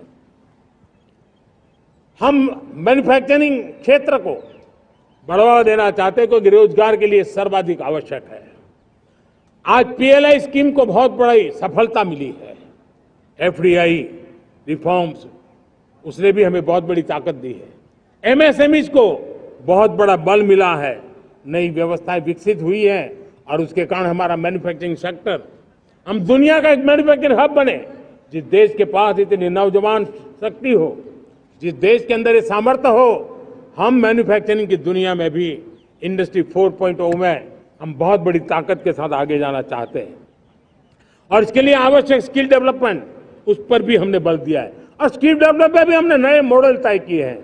हमने जन भागीदारी को जोड़ा है ताकि तुरंत रिक्वायरमेंट के अनुसार स्किल डेवलपमेंट हम कर सके। और मुझे विश्वास है, मैं लाल किले की प्राचीर से कह रहा हूं, वो दिन दूर नहीं होगा जो भारत इंडस्ट्रियल मैन्युफैक्चरिंग का हब होगा। दुनिया उसकी तरफ देखती होगी। आज विश्व की बहुत बड़ी कंपनियां भारत में निवेश करना चाहती हैं। ये चुनाव के बाद मैंने देखा, मेरे तीसरे कार्यकाल में जितने लोग मुझसे मिलने के लिए मांग कर रहे हैं वो ज्यादातर निवेशक लोग हैं, विश्व भर के निवेशक हैं। वो आना चाहते हैं, भारत में निवेश करना चाहते हैं। ये एक बहुत बड़ा गोल्डन अपॉर्चुनिटी है। मैं राज्य सरकारों से आग्रह करता हूं कि आप निवेशकों को आकर्षित करने के लिए स्पष्ट नीति निर्धारित कीजिए, गुड गवर्नेंस का आश्वासन दीजिए, लॉ एंड ऑर्डर सिचुएशन के लिए उनको भरोसा दीजिए। हर राज्य एक तंदुरुस्त स्पर्धा में आगे आए। राज्य के बीच निवेशकों को खींचने के लिए स्पर्धा होनी चाहिए, निवेशकों को लिए, ताकि उनके राज्य में निवेशक आएंगे, उनके राज्य के नौजवानों को स्थानीय रूप से अवसर मिलेगा, रोजगार का अवसर मिलेगा। नीतियों में परिवर्तन लाना चाहिए तो ग्लोबल रिक्वायरमेंट के अनुसार नीतियों को राज्यों ने परिवर्तित करना चाहिए। लैंड की आवश्यकता है तो राज्यों ने लैंड बैंक बनानी चाहिए। गुड गवर्नेंस सिंगल पॉइंट पर काम करने के लिए राज्य जितने प्रोएक्टिव होंगे, जितने ज्यादा प्रयास करेंगे, जो निवेशक आ रहे हैं वो कभी भी वापस नहीं जाएंगे। सिर्फ भारत सरकार से काम ये होता नहीं है, राज्य सरकारों की बहुत बड़ी आवश्यकता होती है, क्योंकि जो भी प्रोजेक्ट लगने वाला है उस राज्य में लगने वाला है, उसको हर राज्य के साथ रोजमर्रा का काम पड़ता है। और इसलिए मैं राज्यों से आग्रह करूंगा कि जब विश्व पूरा भारत की तरफ आकर्षित हो रहा है, विश्व पूरा भारत में निवेश करने के लिए प्रतिबद्ध हो रहा है, तब ये हमारा दायित्व बनता है कि हमारी पुरानी आदतें छोड़ करके स्पष्ट नीति के साथ हम आगे आए। देखिए, आपको परिणाम अपने राज्य में दिखाई देगा और आपका राज्य भी चमक उठेगा, ये मैं आपको विश्वास देता हूं। साथियों, भारत अपनी बेस्ट क्वालिटी के लिए पहचानी जाए, ये बहुत जरूरी है। अब विश्व के लिए हमें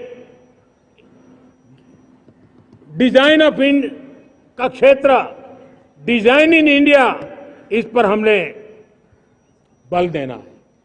हमें कोशिश करनी है अब इंडियन स्टैंडर्ड इंटरनेशनल स्टैंडर्ड बनने चाहिए। इंडियन स्टैंडर्ड इंटरनेशनल स्टैंडर्ड बनेंगे तब हमारी हर चीज को सहजता से मोहर लग जाएगी। और ये हमारे प्रोडक्शन की क्वालिटी पर निर्भर करेगा, हमारी सेवा की क्वालिटी पर निर्भर करेगा, हमारे अप्रोच की क्वालिटी पर निर्भर करेगा।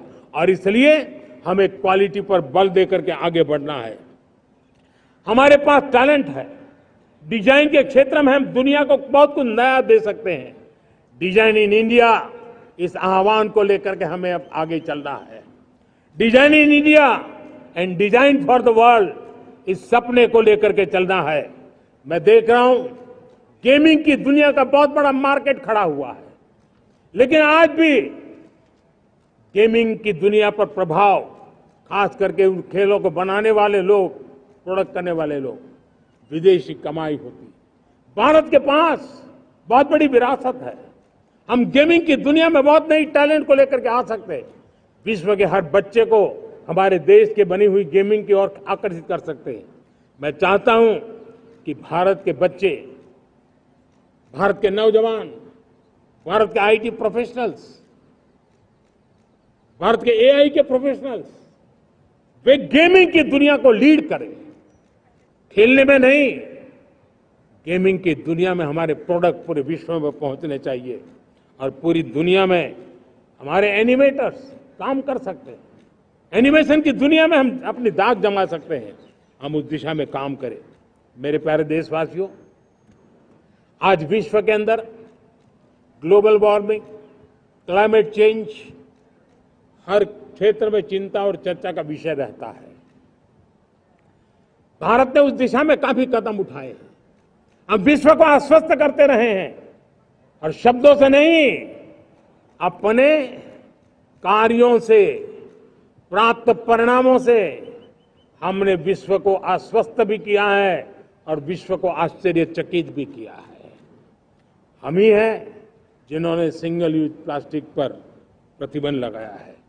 हमने रिन्यूएबल एनर्जी पर विस्तार किया है। हमने रिन्यूएबल एनर्जी को एक नई ताकत दी है। आने वाले कुछ वर्षों में हम नेट जीरो फ्यूचर की ओर आगे बढ़ रहे हैं। मुझे याद है पेरिस एकॉर्ड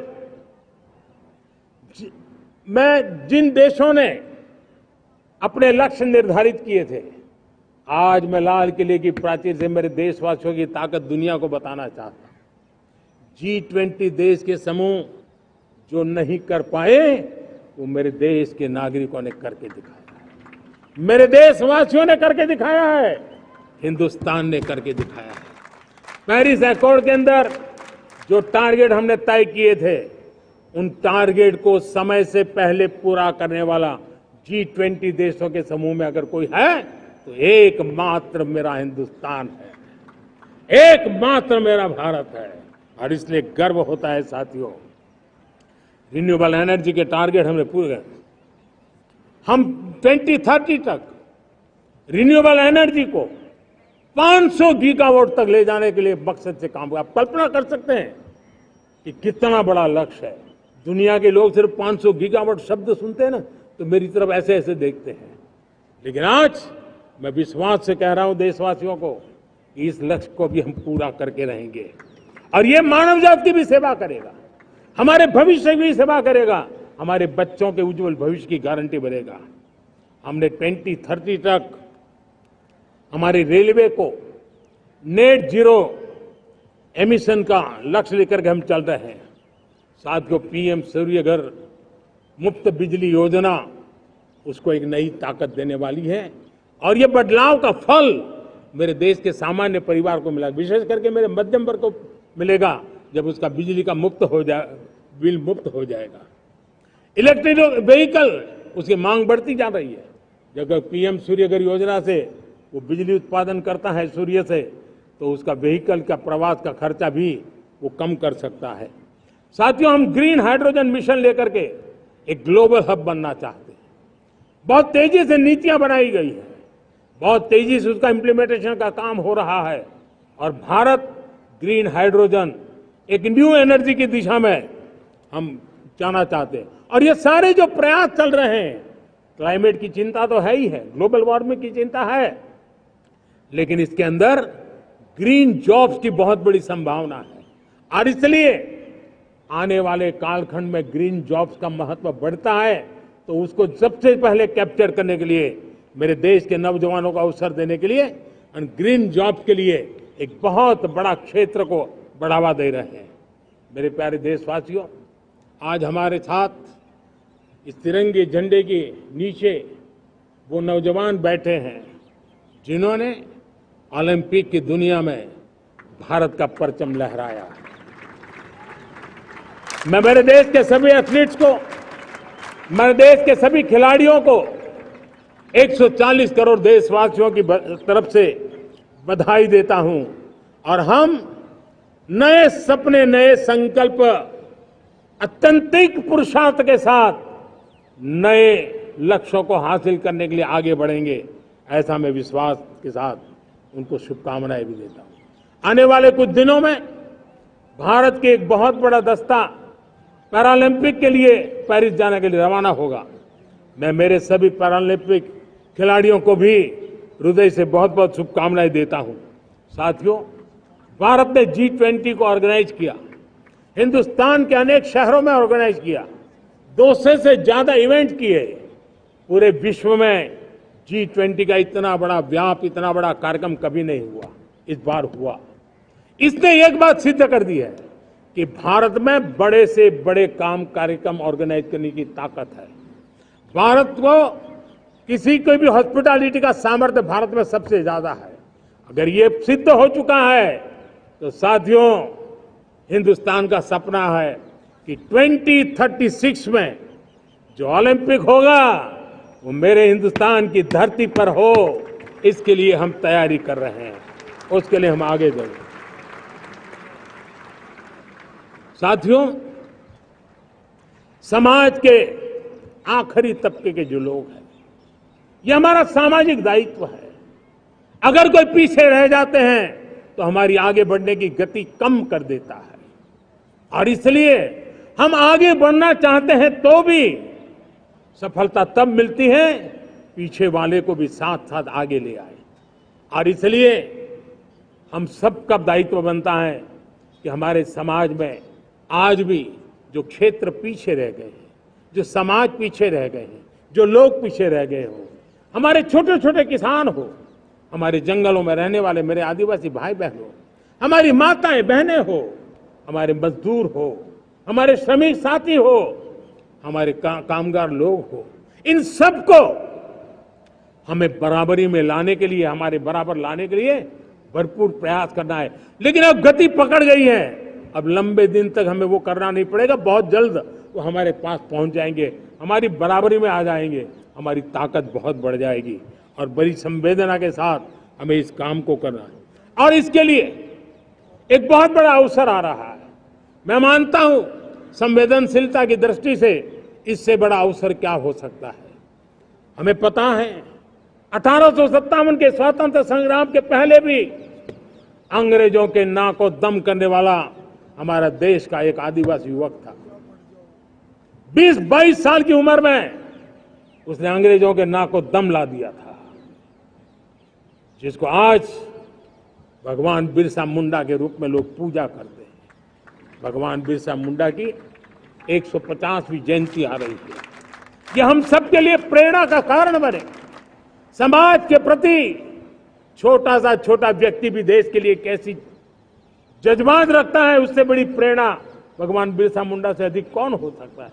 आइए हम भगवान बिरसा मुंडा की 150वीं जयंती जब मनाएं, संवेदनशीलता का हमारा व्याप बढ़े, समाज के प्रति हमारा ममभाव बने। हम समाज के हर व्यक्ति को, गरीबों को, दलित को, पिछड़ों को, आदिवासियों को, हर एक को हम अपने साथ लेकर के चले। इस संकल्प को लेकर के चलना है। मेरे प्यारे देशवासियों, हम संकल्प के साथ तो बढ़ तो रहे हैं, बहुत आगे बढ़ रहे हैं, लेकिन ये भी सच है कि कुछ लोग होते हैं जो प्रगति देख नहीं सकते। कुछ लोग होते हैं जो भारत का भला सोच नहीं सकते हैं। जब तक खुद का भला न हो तब तक उनको किसी का भला अच्छा नहीं लगता है। ऐसी विकृत मानसिकता से भरे हुए लोगों की कमी नहीं होती है। देश को ऐसे लोगों से बचना होगा। वे निराशा की गर्त में डूबे हुए लोग हैं। ऐसे मुट्ठी भर निराशा की गर्त में डूबे हुए लोग, जब उनके गोद में विकृति पलती है तब वो विनाश का कारण बन जाती है, सर्वनाश का कारण बन जाती है, एनार्की का मार्ग ले लेती है, और तब देश को इतनी बड़ी हानि हो जाती है जिसकी भरपाई करने में हमें नए सिरे से मेहनत करनी पड़ती है। इसलिए ऐसे जो छुटपुट निराशावादी तत्व होते हैं, वो सिर्फ निराशा इतना नहीं है, उनकी गोद में विकृति पल रही है। ये विकृति विनाश के, सर्वनाश के सपने देख रही है, ताने बाने जोड़ने की प्रयासों में लगी हुई है। देश को इसे समझना होगा। लेकिन मैं देशवासियों को कहना चाहता हूं कि हम हमारी नेक नीयत से, हमारी ईमानदारी से, राष्ट्र के प्रति हमारे समर्पण से हम सारी परिस्थितियों के बावजूद भी विपरीत मार्ग पर जाने वालों के लिए भी, उनके भी दिल जीत करके हम देश को आगे बढ़ने के हमारे संकल्प में कभी भी पीछे नहीं हटेंगे, ये मैं विश्वास दिला चाहता हूं। साथियों, चुनौतियां हैं, अनगिनत चुनौतियां हैं। चुनौतियां भीतर भी है, चुनौतियां बाहर भी है। और जैसे जैसे हम ताकतवर बनेंगे, जैसे जैसे हमारा तवज्जो बढ़ेगा, तो चुनौतियां भी बढ़ने वाली है, बाहर की चुनौतियां और बढ़ने वाली है। और मुझे उसका भली भांति अंदाज है। लेकिन मैं ऐसी शक्तियों को कहना चाहता हूं, भारत का विकास किसी के लिए संकट लेकर के नहीं आता। हम विश्व में समृद्ध थे, तब भी हमने कभी दुनिया को युद्ध में नहीं झोंका है। हम बुद्ध का देश है, युद्ध हमारी राह नहीं है। और इसलिए विश्व चिंतित न हो भारत के आगे बढ़ने से। मैं विश्व समुदाय को विश्वास दिलाता हूं कि आप भारत के संस्कारों को समझिए, भारत के हजारों साल के इतिहास को समझिए। आप हमें संकट मत मानिए, आप उन तरकीबों से न जुड़िए जिसके कारण पूरी मानव जात का कल्याण करने का सामर्थ्य जिस भूमि में है, उस भूमि को ज्यादा मेहनत करनी पड़े। लेकिन फिर भी मैं देशवासियों को कहना चाहता हूं, चुनौतियां कितनी ही क्यों न हो, चुनौती को चुनौती देना ये हिंदुस्तान की फितरत में है। न हम डिगेंगे, न हम थकेंगे, न हम रुकेंगे, न हम झुकेंगे। हम संकल्पों की पूर्ति के लिए 140 करोड़ देशवासियों का भाग्य बदलने के लिए, भाग्य सुनिश्चित करने के लिए, राष्ट्र के सपनों को साकार करने के लिए हम कोई कोर कसर नहीं छोड़ेंगे। हर बदनीयत वालों को हम हमारी नेक नीयत से जीतेंगे, ये मैं विश्वास देता हूं।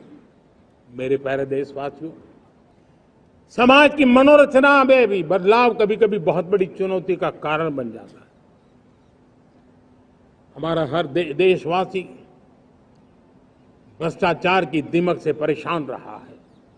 हर स्तर के भ्रष्टाचार ने सामान्य मानवीय का व्यवस्थाओं के प्रति विश्वास तोड़ दिया है। उसको अपनी योग्यता, क्षमता का प्रति अन्याय की जो गुस्सा होता है, वो राष्ट्र की प्रगति में नुकसान करता है। और इसलिए हमने व्यापक रूप से भ्रष्टाचार के खिलाफ एक जंग छेड़ा है। मैं जानता हूं इसकी कीमत मुझे चुकानी पड़ती है, मेरी प्रतिष्ठा को चुकानी पड़ती है, लेकिन राष्ट्र से बड़ी मेरी प्रतिष्ठा नहीं हो सकती है, राष्ट्र के सपनों से बड़ा मेरा सपना नहीं हो सकता। और इसलिए ईमानदारी के साथ भ्रष्टाचार के खिलाफ मेरी लड़ाई जारी रहेगी, तीव्र गति से जारी रहेगी और भ्रष्टाचारियों पर कार्रवाई जरूर होगी। मैं भ्रष्टाचारियों के लिए भय का वातावरण पैदा करना चाहता हूं, ताकि देश के सामान्य नागरिक को लूटने की जो परंपरा बनी है, उस परंपरा को मुझे रोकना है। लेकिन सबसे बड़ी नई चुनौती आई है। भ्रष्टाचारियों से निपटना तो है ही, लेकिन समाज जीवन में उच्च स्तर पर एक जो परिवर्तन आया है, वो सबसे बड़ी चुनौती भी है और एक समाज के लिए सबसे बड़ी चिंता भी है। क्या कोई कल्पना कर सकता है कि मेरे ही देश में इतना महान संविधान हमारे पास होने के बावजूद भी कुछ ऐसे लोग निकल रहे हैं जो भ्रष्टाचार का महिमा मंडन कर रहे हैं, खुलेआम भ्रष्टाचार का जय जयकार कर रहे हैं। समाज में इस प्रकार के बीज बोने का जो प्रयास हो रहा है, भ्रष्टाचार का जो महिमा मंडन हो रहा है, भ्रष्टाचारियों की स्वीकार्यता बढ़ाने का जो निरंतर प्रयास चल रहा है, वो स्वस्थ समाज के लिए बहुत बड़ी चुनौती बन गया है, बहुत बड़ी चिंता का विषय बन गया है। भ्रष्टाचारियों के प्रति समाज में दूरी बनाए रखने से ही किसी भी भ्रष्टाचारी को उस रास्ते पर जाने से डर लगेगा। अगर उसका महिमा मंडन होगा तो जो आज भ्रष्टाचार नहीं करता है उसको भी लगता है कि ये तो समाज में प्रतिष्ठा का रंग बन जाता है, उस रास्ते में जाने में बुरा नहीं है। मेरे प्यारे देशवासियों, बांग्लादेश में जो कुछ भी हुआ है उसको लेकर पड़ोसी देश के नाते चिंता होना, मैं इसको समझ सकता हूं। मैं आशा करता हूं कि वहां पर हालात जल्द ही सामान्य होंगे। खास करके 140 करोड़ देशवासियों की चिंता कि वहां हिंदू, वहां के अल्पसंख्यक, उस समुदाय की सुरक्षा सुनिश्चित हो। भारत हमेशा चाहता है कि हमारे पड़ोसी देश सुख और शांति के मार्ग पर चले। शांति के प्रति हमारा कमिटमेंट है, हमारे संस्कार है। हम आने वाले दिनों में बांग्लादेश की विकास यात्रा में हमेशा हमारा शुभचिंतन ही रहेगा, क्योंकि हम मानव जाति की भलाई सोचने वाले लोग हैं। मेरे प्यारे देशवासियों, हमारे संविधान को 75 वर्ष हो रहे हैं। भारत के संविधान के 75 वर्ष की यात्रा देश को एक बनाना, देश को श्रेष्ठ बनाने में बहुत बड़ी भूमिका रही है। भारत के लोकतंत्र को मजबूती देने में हमारे देश के संविधान की बहुत बड़ी भूमिका रही। हमारे देश के दलित, पीड़ित, शोषित, वंचित को सुरक्षा देने का बहुत बड़ा काम हमारे संविधान ने किया है। अब जब संविधान के 75 वर्ष हम मनाने जा रहे हैं, तब हम देशवासियों ने संविधान में निर्दिष्ट कर्तव्य के भाव पर बल देना बहुत जरूरी है। और जब मैं कर्तव्य की बात करता हूं, तब मैं सिर्फ नागरिकों पर बोझ बनाना नहीं चाहता। कर्तव्य केंद्र सरकार के भी है, कर्तव्य केंद्र सरकार के हर मुलाजिम के भी है, कर्तव्य राज्य सरकार भी है, राज्य सरकार के हर मुलाजिम के हैं। कर्तव्य हर स्थानीय स्वराज संस्था के हैं, चाहे पंचायत हो, नगर पालिका हो, महानगर पालिका हो, तहसील हो, जिला हो, हर किसी के कर्तव्य है। लेकिन साथ साथ 140 करोड़ देशवासियों की कर्तव्य है। अगर हम सब मिल करके अपने कर्तव्यों का निर्वाह करेंगे तो हम अपने आप औरों के अधिकारों की रक्षा करने के लिए निमित्त बनेंगे। और जब कर्तव्य का पालन होता है तब अधिकारों की रक्षा निहित होती है, उसके लिए कोई अलग से प्रयास करने की जरूरत नहीं पड़ जाती है। मैं चाहता हूं कि हमारे इस भाव को लेकर के हम चलेंगे, हमारा लोकतंत्र भी मजबूत होगा, हमारा सामर्थ्य और बढ़ेगा और हम एक नई शक्ति के साथ आगे बढ़ेंगे। मेरे प्यारे देशवासियों, हमारे देश में सुप्रीम कोर्ट ने बार बार यूनिफॉर्म सिविल कोड को लेकर जो चर्चा की है, अनेक बार आदेश दिए हैं, क्योंकि देश का एक बहुत बड़ा वर्ग मानता है और उसमें सच्चाई भी है कि जिस सिविल कोड को हम लेकर के जी रहे हैं, वो सिविल कोड सचमुच में तो एक प्रकार का कम्युनल सिविल कोड है, भेदभाव करने वाला सिविल कोड है। ऐसे सिविल कोड से जब संविधान के 75 वर्ष मना रहे हैं और संविधान की भावना भी जो हमें कहती है करने के लिए, देश की सुप्रीम कोर्ट भी हमें कहती है करने के लिए, और तब जो संविधान निर्माताओं का सपना था, उस सपने को पूरा करना हम सबका दायित्व है। और मैं मानता हूं इस गंभीर विषय पर देश में चर्चा हो, व्यापक चर्चा हो, हर कोई अपने विचारों को लेकर के आए और उन कानूनों को, जो कानून धर्म के आधार पर देश को बांटते हैं, जो ऊंच नीच का कारण बन जाते हैं, ऐसे कानूनों को आधुनिक समाज में कोई स्थान नहीं हो सकता है। और इसलिए मैं तो कहूंगा, अब समय की मांग है कि देश में एक सेकुलर सिविल कोड हो। हमने कम्युनल सिविल कोड में 75 साल बिताए हैं, अब हमें सेक्युलर सिविल कोड की तरफ जाना होगा और तब जाकर के देश में धर्म के आधार पर जो भेदभाव हो रहे हैं, सामान्य नागरिक को जो दूरी महसूस होती है, उससे हमें मुक्ति मिलेगी। मेरे प्यारे देशवासियों, जब मैं देश में एक चिंता हमेशा कहता हूं, परिवारवाद, जातिवाद भारत के लोकतंत्र को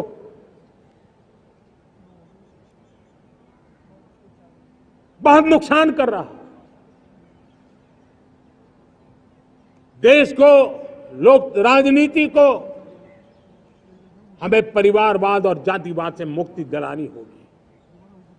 आज मैं देख रहा हूं मेरे सामने जो नौजवान है, उसमें लिखा हुआ है माय भारत, जिस संगठन का नाम है उसकी चर्चा लिखी है, यहां बहुत बढ़िया तरीके से लिखा हुआ है। माय भारत के अनेक मिशन है। एक मिशन ये भी है कि हम जल्द से जल्द देश में राजनीतिक जीवन में जनप्रतिनिधि के रूप में 1 लाख ऐसे नौजवानों को आगे लाना चाहते हैं। शुरुआत में 1 लाख नौजवानों को आगे लाना चाहते हैं, जिनके परिवार में किसी का भी कोई राजनीतिक बैकग्राउंड न हो, जिसके माता पिता भाई बहन चाचा मामा मामी कभी भी राजनीति में नहीं रहे, किसी भी पीढ़ी में नहीं रहे, ऐसे होनहार नौजवानों को फ्रेश ब्लड 1 लाख, चाहे वो पंचायत में आए, चाहे नगर पालिका में आए, चाहे जिला परिषदों में आए, चाहे विधानसभा में आए, लोकसभा में आए, 1 लाख नए नौजवान, कोई भी प्रकार का पूर्व का राजनीतिक इतिहास उनके परिवार का ना हो, ऐसे फ्रेश लोग राजनीति में आए ताकि जातिवाद से मुक्ति मिले, परिवारवाद से मुक्ति मिले, लोकतंत्र को समृद्धि मिले। और जरूरी नहीं है कि एक दल में जाए, उनको जो पसंद हो उस दल में जाए, उस दल में जाकर के वो जनप्रतिनिधि बनकर के आगे आए। देश तय करके चले कि आने वाले दिनों में 1 लाख ऐसे नौजवान जो परिवार राजनीति से दूर दूर का संबंध नहीं है, ऐसे फ्रेश ब्लड आएंगे तो सोच भी नहीं आएगी, सामर्थ्य भी नहीं आएगा, लोकतंत्र समृद्ध होगा। और इसलिए हमें इस दिशा में आगे होना है। और मैं चाहूंगा कि देश ने बार बार चुनाव इस देश की प्रगति में रुकावट बन रहे हैं, गतिरोध पैदा कर रहे हैं। आज कोई भी योजना को चुनाव के साथ जोड़ देना आसान हो गया है, क्योंकि हर 3 महीने 6 महीने कहीं न कहीं चुनाव चल रहा है। कोई भी योजना जाहिर करोगे आप तो मीडिया में देखेंगे, चुनाव आया तो फलाना हो गया, चुनाव आया तो फलाना हो गया। हर काम को चुनाव के रंग से रंग दिया गया है। और इसलिए देश में व्यापक चर्चा हुई है, सभी राजनीतिक दलों ने अपने विचार रखे हैं। एक कमेटी ने बहुत बढ़िया अपना रिपोर्ट तैयार किया है। 1 नेशन 1 इलेक्शन के लिए देश को आगे आना होगा। मैं लाल किले से तिरंगे की साक्षी में देश के राजनीतिक दलों से आग्रह करता हूं, देश के संविधान को समझने वाले लोगों से आग्रह करता हूं कि भारत की प्रगति के लिए, भारत के संसाधनों का सर्वाधिक उपयोग जन सामान्य के लिए हो, उसके लिए 1 नेशन 1 इलेक्शन के सपने को साकार करने के लिए हमें आगे आना चाहिए। प्यारे देशवासियों, भारत का स्वर्णिम काल है। 2047 विकसित भारत, ये हमारी प्रतीक्षा कर रहा है। बाधाएं, रुकावटें, चुनौतियां, उसको परास्त करके एक दृढ़ संकल्प के साथ ये देश चलने के लिए प्रतिबद्ध है। और साथियों, मैं साफ देख रहा हूं, मेरे विचारों में कोई झिझक नहीं है, मेरे सपनों के सामने कोई पर्दा नहीं है। मैं साफ साफ देख सकता हूं कि यह देश 140 करोड़ देशवासियों के परिश्रम से हमारे पूर्वजों का खून हमारी रगों में है। अगर वो 40 करोड़ लोग आजादी के सपनों को पूर्ण कर सकते हैं तो 140 करोड़ देशवासी समृद्ध भारत के सपने को साकार कर सकते हैं। 140 करोड़ देशवासी विकसित भारत के सपने को साकार कर सकते हैं। और मैंने पहले भी कहा था कि मेरे तीसरे टर्म में देश तीसरी इकोनॉमी तो बनेगा ही, लेकिन मैं 3 गुना काम करूंगा, 3 गुना तेज गति से काम करूंगा, 3 गुना व्यापकता से काम करूंगा, ताकि देश के लिए जो सपने हैं वो बहुत निकट में पूरे हो। मेरा हर पल देश के लिए है, मेरा हर क्षण देश के लिए है, मेरा कण कण सिर्फ और सिर्फ मां भारती के लिए है। और इसलिए 24/7 और 2047 इस प्रतिबद्धता के साथ आइए मैं देशवासियों का आह्वान करता हूं। हमारे पूर्वजों ने जो सपने देखे थे, उन सपनों को हम संकल्प बनाए, अपने सपनों को जोड़े, अपने पुरुषार्थ को जोड़े, और 21वीं सदी जो भारत की सदी है, उस सदी में स्वर्णिम भारत बना के रहें, उसी सदी में हम विकसित भारत बना के रहें और उन सपनों को पूरा करते हुए आगे बढ़े। और स्वतंत्र भारत 75 साल की यात्रा के बाद एक नए मुकाम पर बढ़ रहा है, तब हम कोई कोर कसर न छोड़े। और मैं आपको विश्वास दिलाता हूं, आपने मुझे जो दायित्व दिया है, मैं कोई कोर कसर नहीं छोड़ूंगा। मैं मेहनत में कभी पीछे नहीं रहूंगा, मैं साहस में कभी कतराता नहीं हूं, मैं चुनौतियों से कभी टकराते से डरता नहीं हूं। क्यों? क्योंकि मैं आपके लिए जीता हूं, मैं आपके भविष्य के लिए जीता हूं, मैं आप भारत माता के उज्जवल भविष्य के लिए जी रहा हूं। और उस सपनों को पूरा करने के लिए आज राष्ट्र ध्वज के छाया में, तिरंगे की छाया में दृढ़ संकल्प के साथ हम आगे बढ़े। इसी के साथ मेरे साथ बोलिए, भारत माता की, भारत माता की, भारत माता की, वंदे वंदे वंदे वंदे, जय हिंद।